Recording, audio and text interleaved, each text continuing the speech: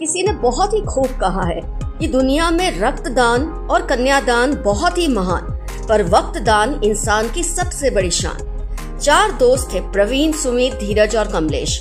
चारों साथ ही पढ़े through out school. 12th standard के लास्ट डे चारों इकट्ठा हुए एक अच्छे से होटल में और खूब खाया पिया, एंजॉय किया।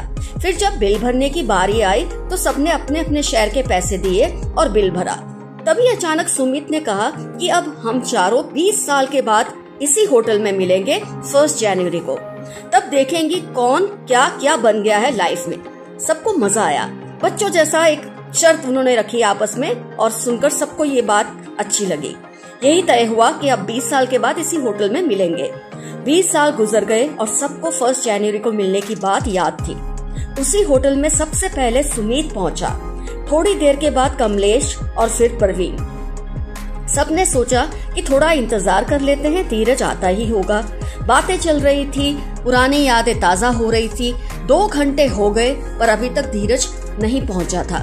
तभी होटल के मैनेजर ने आके तीनों को कहा कि धीरज सर का फोन आ चुका है और उन्होंने कहा है कि आप खाना पीना शुरू करें, वो बस पहुंचने ही वाले हैं। सब फिर बातों में लग गए और खाने में मशगूल हो गए।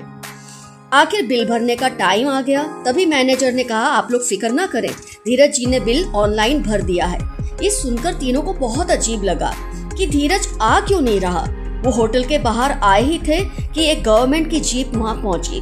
उसमें से एक खूबसूरत लंबा चौड़ा नौजवान उतरा और तीनों के पैर छुए। फिर उसने परिचय दिया कि वो धीरज का बेटा था और सरकारी नौकरी में लग चुका था। उसके डैडी धीरज की 1 साल पहले कैंसर से मौत हो चुकी थी।